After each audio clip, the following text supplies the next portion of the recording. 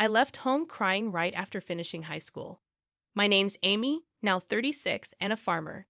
It's been 18 years since I left home. It's hitting me that I've spent more time away than there. I grew up in the city, with my dad working in an office and mom staying home. It was me, my older brother, and our parents. My parents favored my brother, who was older. He always got better stuff and attention. He'd brag about it, believing he was better. I'd often felt lonely and wished for some attention, but my parents never changed. I gave up trying. The turning point came in high school when my brother struggled with his exams. He'd take out his frustration on me all the time. My parents treated my brother delicately, while giving me all the household chores, leaving me no time to study. They even tried to lower my grades to make my brother feel better, even though I was doing better in school. It didn't make any sense. Then I heard about a rural program from a teacher at school. It was a 2-night, 3-day trip where students could experience farm life. Despite my parents' objections, saying farming was only for fools who couldn't get corporate jobs, I bravely signed up, using my own saved pocket money. It was the first time I stood up to my parents, and it turned out to be the right decision. Working on the farm was refreshing, and I felt the warmth of a family there. John, the eldest son of the family hosting us, was kind and different from my brother. His parents were gentle too. After the program ended, I promised to come back. They didn't use phones much, so I wrote them letters regularly, feeling a connection I never had at home. Soon John and I began exchanging letters regularly, almost like a diary. Our connection grew, and we started dating, despite never even sharing a kiss. It was a pure long-distance relationship. Meanwhile, my brother's failure to get into his preferred university landed him in a lesser college. I, on the other hand, aimed for college, but my parents pressured me to work instead, claiming women didn't need education. But I suspected they just didn't want me to surpass my brother. Since the rural program, I dreamed of being a farmer. While I could have pursued farming without college, John was in the city, pursuing his studies. So I decided to attend college, aiming for a different kind of farming. With a clear goal in mind, I dedicated myself to studying every day. Despite my parents' and brother's interference, I passed the university entrance exam. But my father was furious, asking if I, a woman, planned to outdo my brother. My mother echoed, saying they couldn't afford my education, as my brother needed the money. Their words left me devastated, and after a big fight, I cut ties with them. John, now my husband-to-be, and his parents supported my college expenses, and I attended college. 4 years later, I married John without ever contacting my parents or brother during college. However, when my in-laws insisted we inform my family about the marriage, we visited my childhood home for the first time in 4 years. It was a busy time, with planting season in full swing, so we couldn't visit until early summer. All of us, including my in-laws, husband, and myself, had tanned faces from working outdoors. My parents and brother openly mocked us.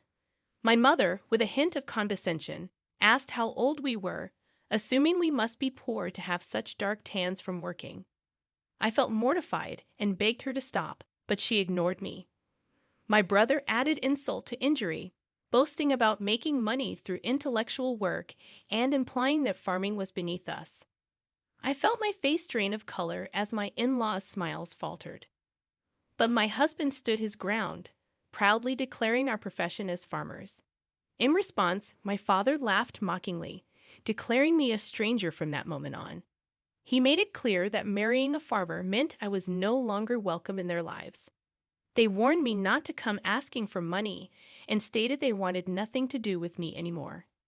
Having been disowned at 18, I knew I was on my own, even without being explicitly told again. Yet I still tried to maintain some courtesy, though the sympathetic looks from my in-laws and John were hard to bear. Quietly weeping on the way home, I resolved to forget about my biological family. Time passed quickly, and 18 years flew by. The emotional wounds healed, and I became a mother of 2, leading busy but fulfilling days. Though I had virtually erased memories of my parents and brother, a cousin informed me of my brother's upcoming wedding. Despite our estrangement, my cousin and I stayed close, occasionally chatting on the phone and maintaining a relationship.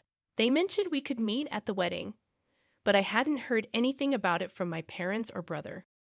Since we were estranged, I had no way of knowing. I learned they were building a new duplex and wondered if it was completed.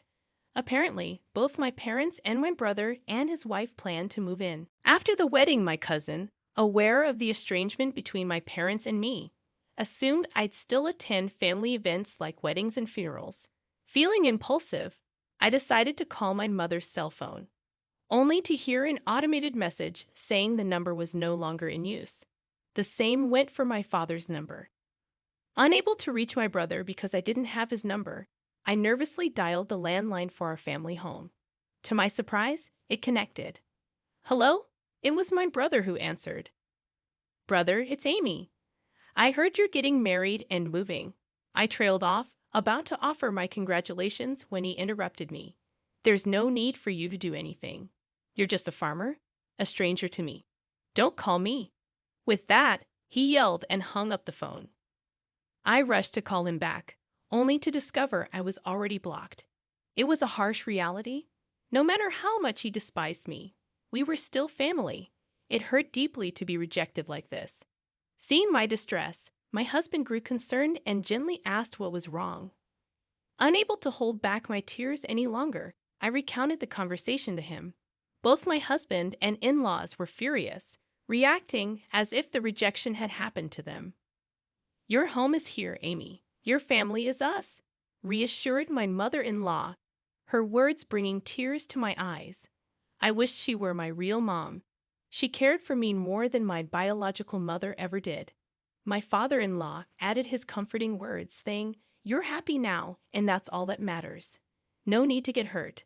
The one who laughs is the winner." My husband chimed in, suggesting we take them as a bad example and ensure we don't turn out like that.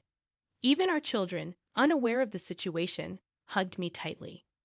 "Thank you, everyone," I said, feeling a warmth in my heart. I realized how happy I was now, even without the support of a loving biological family. However, things took a drastic turn when my business was featured on national television. My in-laws were originally large-scale grain farmers in the American Midwest, also growing a wide variety of fruits and vegetables. But much of their produce didn't meet the standards. Studying food business in college, I devoted time to figuring out how to sell all the produce without waste. I launched an online business selling jams, juices, and pickles made from slightly damaged fruits and vegetables that couldn't be sold otherwise. With the backing of the local farmers union, my business became a huge success. It appealed to moms wanting safe, domestically produced food for their children, as well as seniors yearning for nostalgic homemade pickles. I built the company with other young women who, like me, had married into farming families, along with unemployed young people. In time, it grew into a $5 million business, and our success story caught the attention of the media, leading to an in-depth report. After the TV broadcast, we were inundated with calls, including business transactions and interview requests. When an unknown number called, I answered without much thought, only to find it was my brother. I guessed he must have seen the national television coverage of my success. Barely exchanging greetings, he abruptly asked for money, saying he wanted to start a business. My immediate response was a firm no, and I hung up, feeling a stronger version of my initial rejection. Yet he persisted, insisting that if I, a simple farmer, could succeed, then he was bound to as well. His attitude baffled me, especially since he had previously treated me as a stranger. I didn't engage with his demands and instead questioned why I wasn't informed about the family's move. Turns out it was his wife, whom I'd never met, who made the decision. She suggested cutting ties the moment my name was mentioned. Realizing the similarity in character between my brother's wife and my parents, I decided to end the conversation and block his number.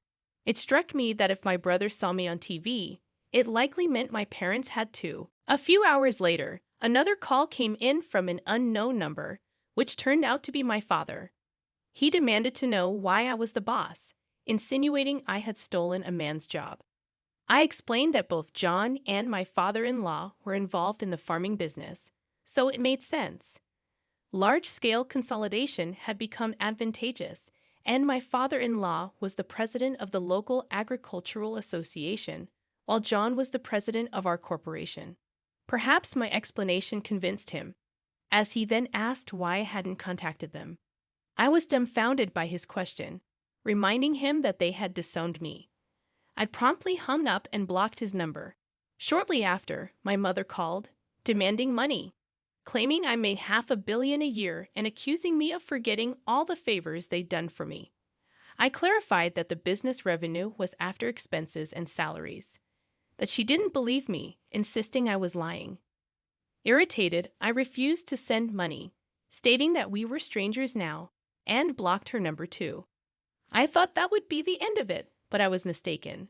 My parents, brother, and his wife, whom I had never met, showed up uninvited at my in-laws' house. My father announced that he was revoking the disownement, shocking me with their desperation for money. Even my in-laws expressed discomfort, glaring at my parents in silence, and the employees around us looked stunned. Despite their intrusion, my brother insisted that as the real family, they had a right to my earnings. His wife nodded in agreement. I was furious. I rejected their claim, pointing out that despite our blood connection, there was no emotional bond. They had treated me like a stranger and abandoned me. The emotional wounds from being abandoned by my biological family resurfaced, and I was on the brink of tears once more. But in that moment, John stood beside me, defending me fiercely. He declared that I was now part of their family, and that they were perfectly happy without my parents disowning me. The employees echoed his sentiments, criticizing my parents in unison. Feeling a sense of belonging, I was profoundly happy. However, my brother became angry, insulting the employees as low-educated trash and demanding their obedience. But John calmly revealed our educational backgrounds, surprising my brother. Despite graduating from top universities, my brother couldn't comprehend why we chose farming. But John asserted that farming is a respectable profession where we can apply our college education effectively. I couldn't help but laugh at the scene, feeling relieved that my brother had lost to John in every aspect. I made it clear once more that we were already strangers, unable to lend or give money to them. With a polite tone, I asked them to leave, warning of legal action if they caused trouble. My in-laws and husband stood by me, protecting me from harm. Deeply moved by their support, I felt truly cherished. The employees joined in, urging my family to leave. Despite their resentful glares, they had no choice but to retreat. Later, I learned from my cousin that my family had attempted to get rich quick with a business venture, which led to failure and possibly bankruptcy. But as a stranger now, I had no intention of getting involved. My life was going well, surrounded by a loving husband, respectable in-laws, and adorable children. Each day, I cherished the happiness of life, grateful for the true family I had found.